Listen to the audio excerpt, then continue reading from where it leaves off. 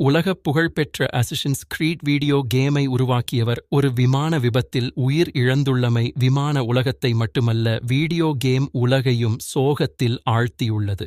விமானம் சார்ந்த செய்திகளையும் தகவல்களையும் தமிழில் அறிந்து கொள்வதற்கு நமது வியான்ஷா பிலேன் ஸ்பாட்டர் சேனலை சப்ஸ்கிரைப் செய்து கொண்டு தொடர்ந்து வீடியோவை பாருங்கள்.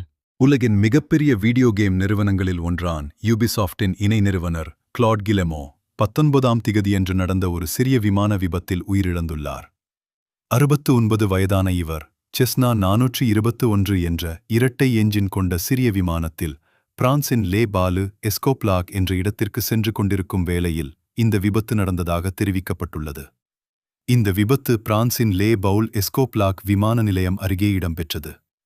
விமானம் தரையிறங்கும் முயற்சியின் போது விபத்தில் சிக்கியதாக ஆரம்ப தகவல்கள் தெரிவிக்கின்றன.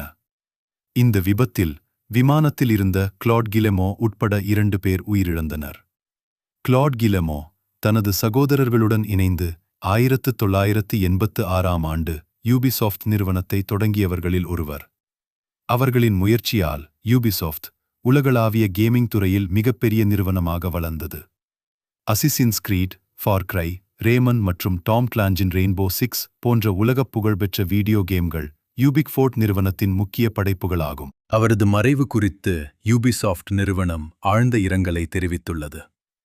பல ஆண்டுகளாக கேமிங் உலகில் தாக்கத்தை ஏற்படுத்திய ஒரு முக்கிய நபரை இழந்துள்ளதாக தொழில்துறையினர் தெரிவித்துள்ளனர்.